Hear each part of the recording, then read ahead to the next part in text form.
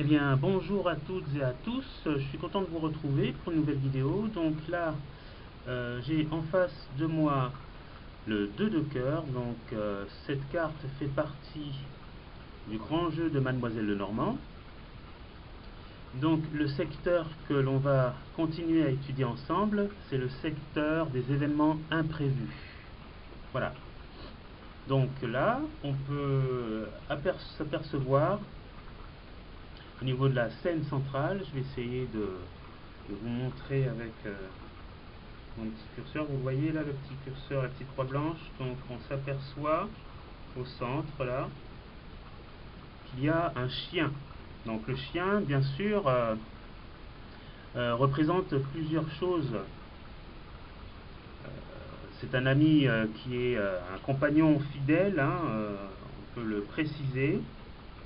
Mais en Égypte, on va remonter assez loin quand même, le dieu Anubis, dieu des morts, est surnommé seigneur de la terre sacrée, c'est-à-dire de la nécropole. Et il était généralement imagé avec une tête de canidé qui ressemblait à un chacal. Sur les portes des tombes taillées dans le rocher, on peut apercevoir l'image d'un chien noir couché. Donc en fait, Madame Lenormand donne au chien une identité classique et reconnue. En fait, le chien incarne vertu d'obéissance, de fidélité, de loyauté et de vigilance. Voilà, donc ça c'est une première chose à mémoriser. Donc si on a ce chien en premier plan au centre de la carte, c'est qu'on nous précise bien ces choses, hein, qu'il y a ces notions de vigilance, de loyauté et d'obéissance. Donc ces notions-là peuvent être aussi données, octroyées à un être humain, à un homme ou à une femme. Donc on peut percevoir aussi au niveau du côté gauche 1, 2, 3, 4, 5, 6, 7, environ 6 ou 7 perdrix. Les perdrix. Donc ces perdrix-là vont dans la direction de ce chien. Donc ce chien en fait arrive à mon avis, stopper les perdrix dans leur envol, quoi. Ces perdrix-là en fait nous dénoncent, nous amènent un message quand même négatif, hein, qui nous apporte, qui apporte le péché, si vous voulez. Ça c'est en fait dans la tradition chrétienne que ce charmant volatile était considéré, quoi. Donc alors on va commencer là maintenant à parler de cette carte, hein, à décrypter cette carte que j'ai devant moi, que vous avez devant vous. Donc là en haut à gauche c'est bien sûr la cartomancie. Donc cette carte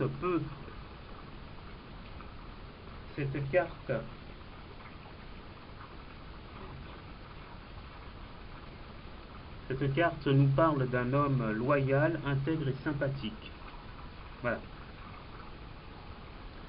Ensuite, on va parler de cette lettre, hein. Alors, lettre 6, hein,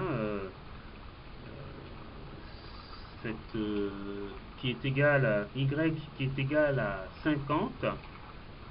Et pour le symbole que nous avons en dessous, en géomancie, c'est la jeune fille qui se dit en latin puella. C'est la 8e figure qui semble être favorable. On nous dit qu'on fera d'heureuses rencontres et on fera aussi des conquêtes. Donc il y a une notion de rencontre et de conquête, hein. Donc on fait la rencontre de personnes. Donc ensuite on va parler du sujet central, hein, ce lieu où on voit les perdrix, ce chien et puis cet arbre immense avec de belles branches dénote quand même un lieu tranquille et calme et paisible. C'est un lieu qui semble être agréable, mais il faut quand même se méfier faut s'armer quand même de vigilance, hein. C'est par rapport à ces perdrix qui sont là, qui sont menaçantes, et ce chien qui est assez loyal et obéissant, qui a de belles qualités, hein. Il faut se méfier quand même des perdrix qui sont à côté. C'est ce qui ressort quand même de cette carte, hein. Donc on voit, hein, en fait une belle pelouse verte, hein, encadrée par un arbre, un beau bois, hein, accompagné de perdrix qui sont arrêtés par le chien. Donc le chien est symbole de fidélité, et la perdrix ici représente des dangers, de la tentation et de la perdition, hein. Donc oui, hein, il y a une forme de tentation, hein, ces oiseaux-là, ces perdrix-là semblent vouloir détourner l'attention de ce chien. Dans cette image, le chien arrêtant les perdrix incarne une personne en place, de parole, ayant des responsabilités et remplissant loyalement ses devoirs. Donc on peut compter sur cet animal-là, sur cette personne-là, si vous voulez, hein. Et il y a bien sûr des manifestations extérieures qui semblent vouloir orienter ces valeurs-là dans une autre direction, hein.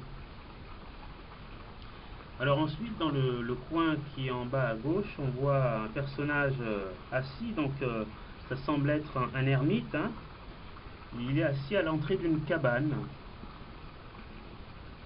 Donc on nous dit par là: aucune basse flatterie n'aura écho dans votre esprit et ne pourra vous influencer.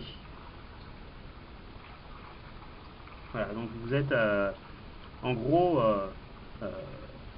il ne peut pas vous influencer, donc vous êtes dans une démarche où tous les éléments extérieurs qui essaieront de vous détourner ne parviendront pas à ces fins, hein.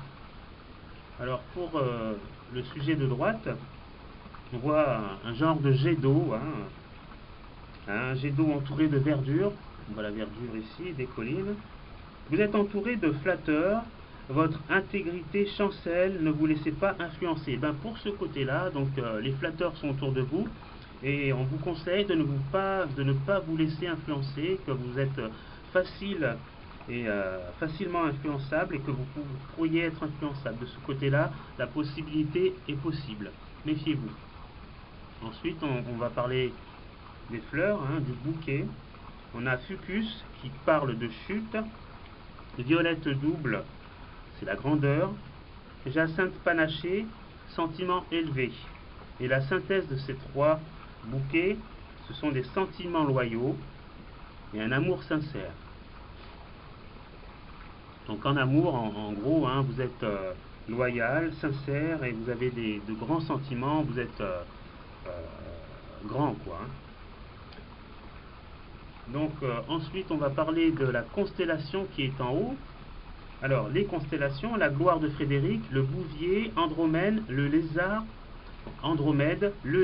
les chevaux. Tout cela, pour tout ce qui est voyage, nous précise par là une réussite, un voyage nécessitant loyauté et intégrité. Pour la synthèse en général, cette carte favorise la personne qui sait rester intègre, incorruptible, mais le moindre manquement lui faisant oublier la justice lui serait fatal et lui prédirait sa chute.